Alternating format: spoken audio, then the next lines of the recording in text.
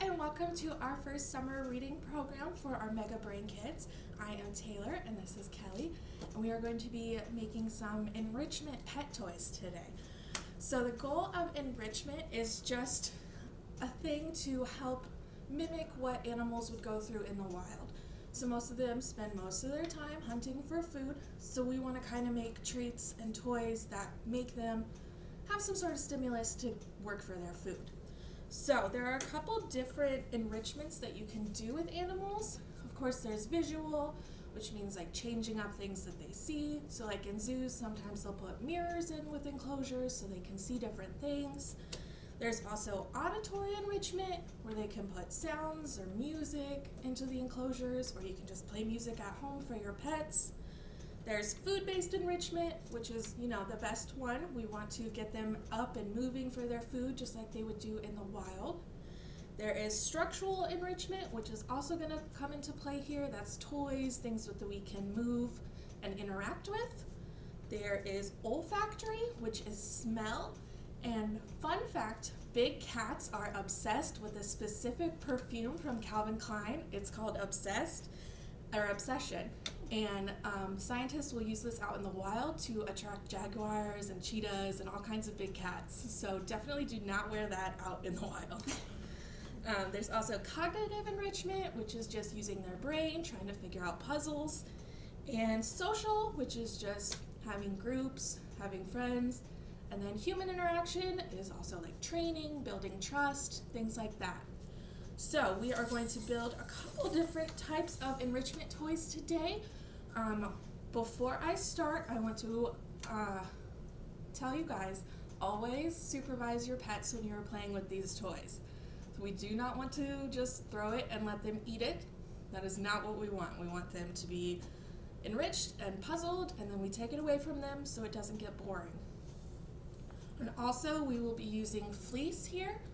I am always hesitant about using human fabrics with animal toys. My dog liked to chew on socks, so I would not want to use some sort of toy that includes a sock. But we are going to start.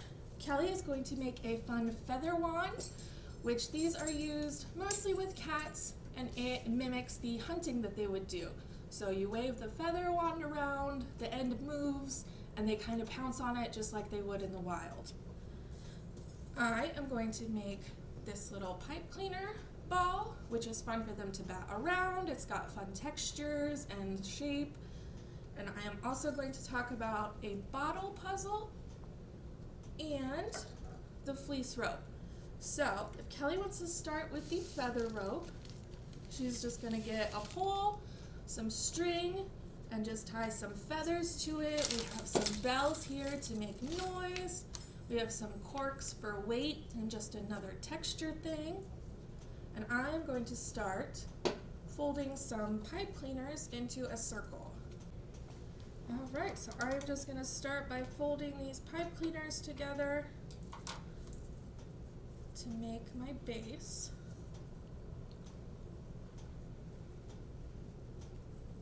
Just twisting them a little bit. I'm just going to tie the end of my ribbon around a couple of these feathers nice and tight. And then I think I'll add a bell. Pardon me. So then I will just pull these up and twist them at the top.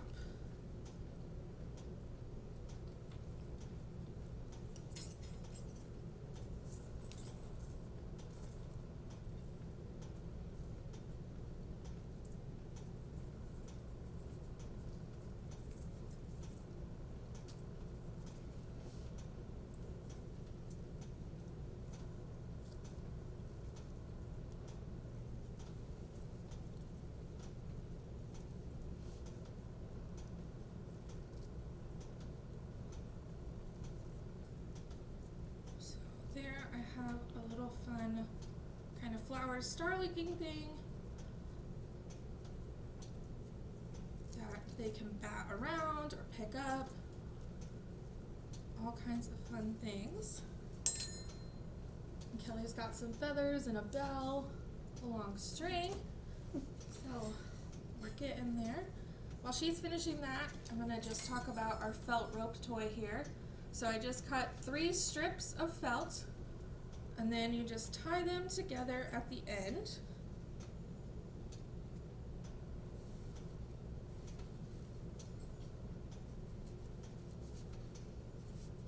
Nice and tight.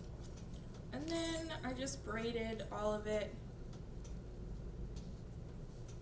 all the way down to the end, and then you tie it down there, and you have a little felt rope toy. Got my little feather on a stick. My cats will love this. Another option you have is some cardboard. So I just took a bunch of different sized circles and kind of made like a little cardboard kind of flying saucer type thing that they can bat around. Or you can even stack up a bunch of cardboard into a shape and make kind of a cat scratching post. So next, for dogs, this is a puzzle bottle. So you can see I've kind of drawn some circles and squares on it. I would then go and cut those shapes out. So when I fill the bottle with treats or kibble, when they move it around, the treats will fall out the holes. And then they are working for their meal, they are getting enrichment with their mind. I've got to move the bottle to get the food out. So that's a fun, easy thing. You can also do it with containers. Like if you have a butter container, you could cut holes in that.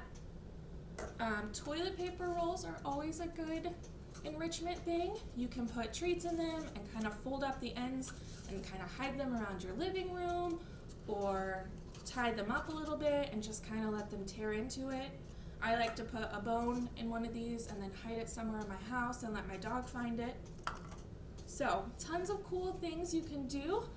In your kit, you will get just a random assortment of stuff and some instructions for some different toys you can make.